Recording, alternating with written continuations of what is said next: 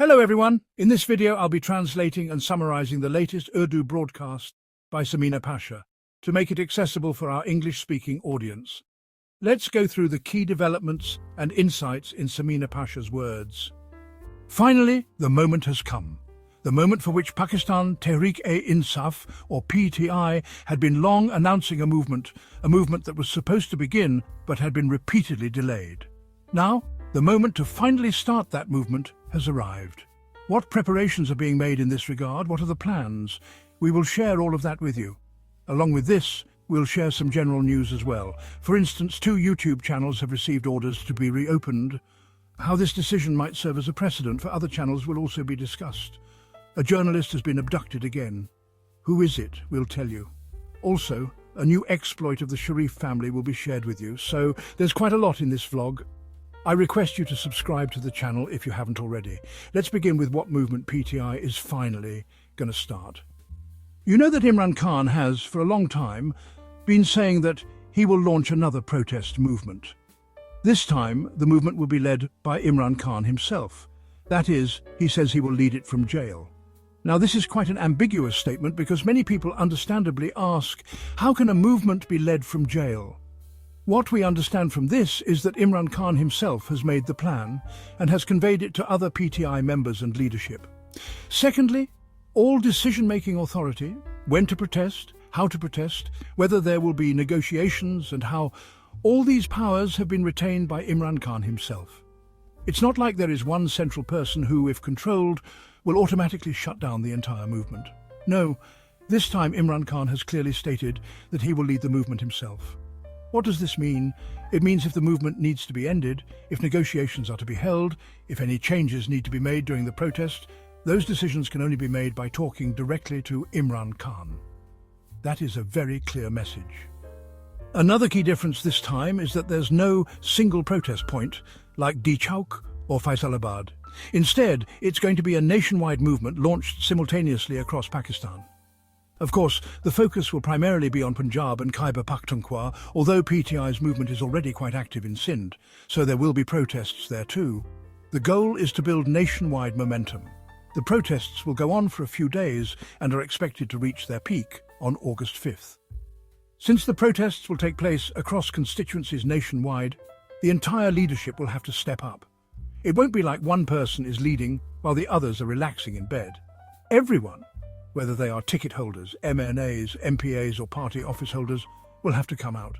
There will be proper monitoring to track who protested, where, when, and with how many people. Another interesting aspect is that this time, the weight of responsibility lies with the leadership. They say the leadership will be in front and the workers will follow.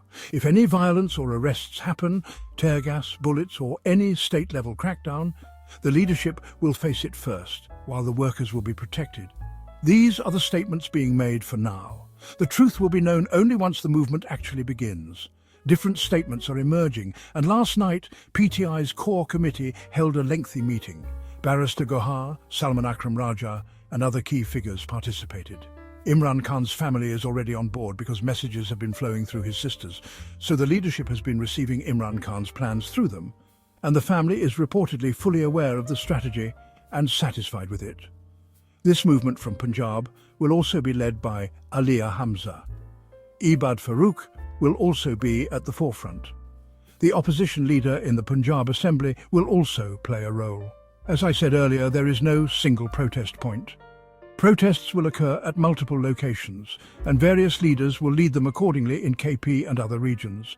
So this time, responsibility is not falling on just one person. Like if Ali Amin gets detained, the entire protest collapses. Instead, a broader strategy has been designed. An interesting piece of news is that PTI's leadership from KP is reaching Lahore. There is a possibility that a final decisive announcement regarding the movement will be made from Lahore. This could have a strong impact. If the announcement is made from Lahore rather than KP, where PTI has its government, it would carry national weight. Frankly, protests in KP don't affect the system. Even when protests happen there, the federal government doesn't care. Government statements often reflect this. Do what you want in your own province, just don't come to Islamabad or Punjab. Because protests within their own province don't apply real pressure or cause negotiation. That's why, this time, the focus is shifting more toward Punjab to see what role it plays. If people in Punjab don't come out, or if turnout is low, then it's unlikely PTI will get the momentum and impact it's aiming for. Much will depend on how well people are mobilized, and also on how frustrated people are with the government. If we look at it overall, no segment of society seems happy.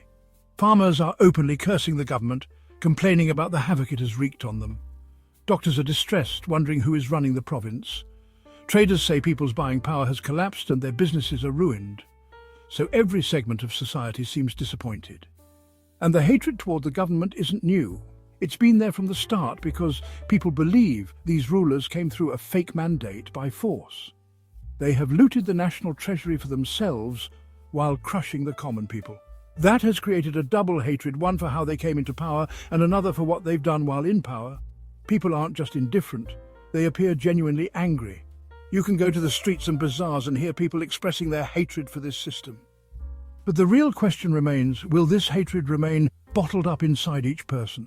Will they just suffer silently, or will they stand up against the system? That decision lies with the people themselves. They have to decide whether they want to be a part of this protest movement or not. Practically speaking, people often say, what difference do protests make? They've taken to the streets many times before. What changed? Even during long marches, when Imran Khan's government was toppled, people came out in huge numbers, even without leadership. But did anything stop? No, nothing stopped. Even on February 8th, people turned out in huge numbers and carried out a silent revolution. But what happened? Did the system change? No, it didn't. Then, relying on their strength, they disregarded the public's opinion and did not accept it. So, now there's also an element of disappointment among people. That even if we come out, even if we express our opinions publicly, even if we're getting beaten out there, we still aren't achieving anything. We are not getting the results we desire. In fact, the opposite is happening. People's problems are increasing. Arrests are being made. People's economic conditions are deteriorating. Entire households are being destroyed. And when you look at the condition of those poor people in jail, that's a tragic story on its own. So we'll have to see whether this had the opposite effect. Did more people come out, or did it make people feel hopeless, thinking nothing is going to change? So let's quietly accept this as fate. Now we'll get to see a test case of that in this movement. Obviously, besides the government, PTI workers are also angry at the leadership. But personally, I feel that although workers are upset with the leadership, I don't think that fewer workers will show up or that someone will refuse to come out just because they don't like who is leading. The die-hard Imran Khan supporters, no matter who leads the movement for his release, will stand behind them, whether they trust them or not, because they believe it's Imran Khan's call, and they must respond to it. Even in the past, when they came out, it wasn't for Ali Amin or anyone else. They came out because they wanted Imran Khan to be freed. And to be honest, even their criticism of the leadership stems from the fact that they want them to make more effort for Imran Khan. So if the leadership is seen making an effort now, they'll automatically support them. I don't think it will have a negative impact. What we do need to watch is whether the general public joins the movement this time, or whether the entire burden once again falls solely on PTI's regular workers. That will be a key indicator of the movement's momentum.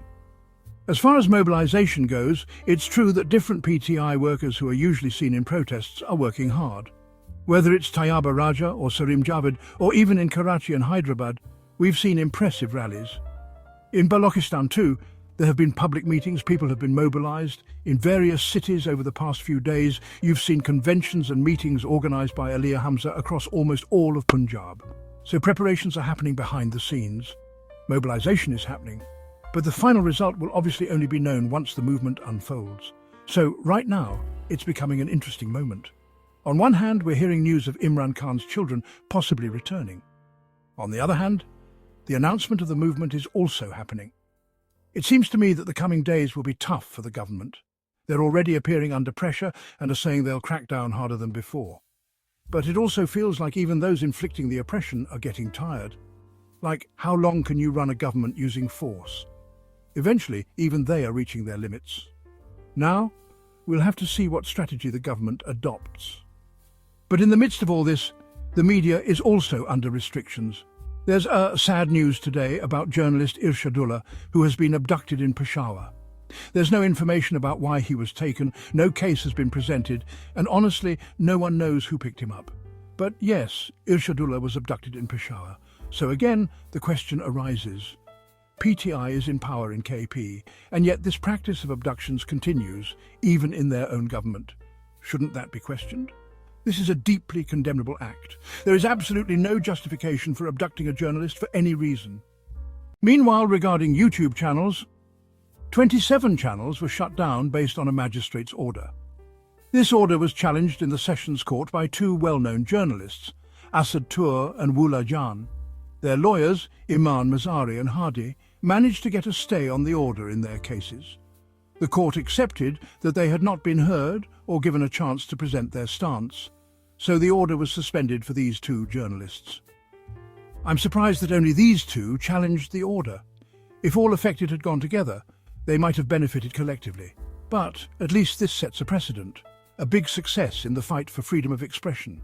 Now, I think others facing similar restrictions can also seek relief using this case as a reference. This is a significant development, especially for journalists like Matiullah Jan and Asad Tour, who are doing commendable journalism. It's a good relief for them. Lastly, let me tell you that the Sharif family still considers themselves royalty. That's why we keep hearing about their absurd demands and activities, so much so that one is left stunned, wondering when and where this obsession with luxury will end. Today we're hearing that a special motorway, about 16 or maybe 19 kilometers, is being built specifically leading to Raywind.